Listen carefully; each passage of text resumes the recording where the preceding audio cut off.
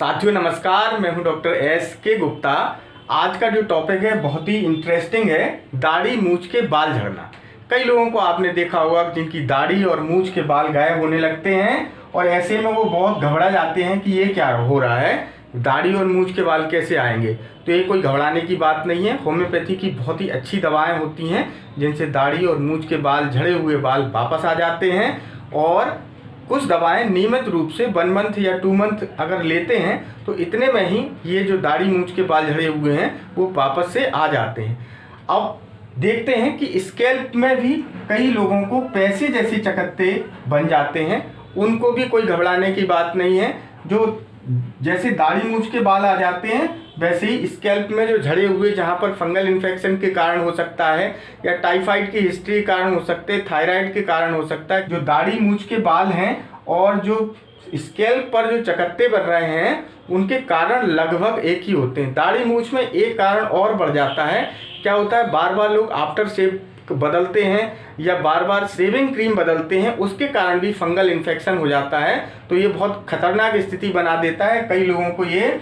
या जो लोग अच्छे से वॉश नहीं करते, गर्म पानी से फेस को जब शेविंग करते हैं उसके बाद फेस को मतलब अच्छे से वॉश नहीं करते, उनको भी दाढ़ी मूंछ के बाल झड़ने की समस्या आ जाती है। लेकिन कोई घबराने की बात नहीं है, फिर से आ जाते हैं।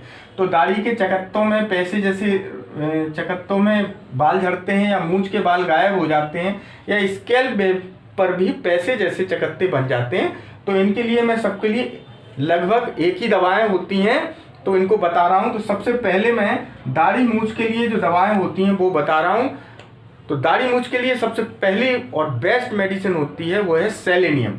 सेलेनियम एक एलिमेंट होता है जिससे होम्योपैथी की दवाएं बनाई जाती है।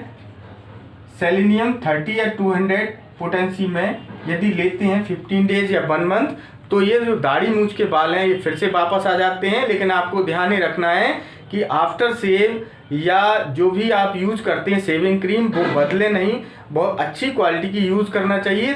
और अच्छे से शेविंग करने के बाद अच्छे से गर्म पानी से चेहरे को वॉश करना चाहिए ताकि जो फंगस है वो ना लगे। दूसरी जो दवा है वो क्या है, नेट्राम्यूर। नेट्राम्यूर एक ऐसी दवा है 30 या 200 पोटेंसी में दिन में एक बार लेने से जो हेयर फॉलिकल में ग्रोथ रुक जाती है या एलोपेशिया जहाँ पर फंगस आ गया है या दाढ़ी मूंछ के बाल जो झड़ रहे हैं वहाँ पर जो फंगस आ रहा है या किसी भी कारण से, तो नेट्राम्यूर 30 या 200 दिन में एक बार या 2 बार लेने से ये फंगस भी ठीक हो जाता है और रीग्रोथ स्टार्ट हो जाती है। क्योंकि नेट्राम्यूर सोडियम क्लोराइड से बनता है, जो खाने का नमक होता है उससे ही ये दवा बनाई जाती है। तो नेट्राम्यूर 30 या 200 पोटेंसी में लेने से ये जो आपकी प्रॉब्लम है ये ठीक हो जाती है। तीसरी दवा जो मैं आपको बता रहा हूँ वो क्या है, एसिड फॉस।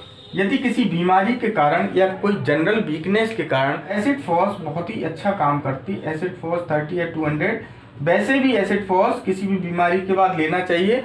ये जनरल वीकनेस को ठीक करती है और आपको बहुत ही अच्छा लगने लगता है। 4th नंबर की जो दवा है एसिड फ्लोर। एसिड फ्लोर भी जनरल वीकनेस को ठीक करती है और बाल जहाँ पर निकल गए हैं या बाल जिनके बहुत ज़्यादा झड़ते हैं, एसिड फ्लोर नाम की मेडिसिन बहुत ही अच्छा काम करती है। 5th नंबर की जो दवा है वो मैं आपको बता रहा हूँ वीज़वेडन। वीज़वेडन नाम की एक दवा है जो कि बालों को ग्रोथ करती है और 30 या 200 पोटेंसी में इसको लेने से 1 मंथ या 2 मंथ जहाँ पर बाल नहीं आ रहे हैं वहाँ पर बाल आ जाते हैं और जहाँ झड़ गए हैं वहाँ के बाल रीग्रोथ हो जाते हैं।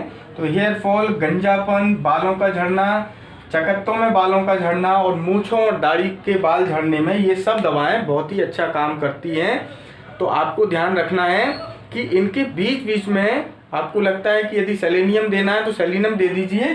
15 या 1 मंथ के बीच में एक ट्यूबरकुलिनम का डोज जरूर लगा दें। इससे क्या होता है, यदि फैमिली हिस्ट्री में किसी को ट्यूबरकुलोसिस रही है, तो मैंने आपको बताया कि दाढ़ी मूंछ के बाल जल रहे हों, एलोपेशिया हो गया हो, सर में गंज हो रही हो, चकत्ते पैसों के रूप में बाल झड़ते हों, तो ये जो दवाएं मैंने आपको बताई, selenium, acid phos, acid fluor, natrum mur, वीज़वेडन, ये दवाएं देने से बहुत ही जल्दी आराम हो जाता है। हमारा वीडियो एजुकेशन देने के लिए होता है, आपको नई नई नॉलेज देने के लिए होता है। होम्योपैथी के प्रति आप जागरूक रहें, दवाओं का अध्ययन करें। यदि हमारे वीडियो आपको ठीक लगते हों तो आपको समय देने के लिए बहुत बहुत धन्यवाद।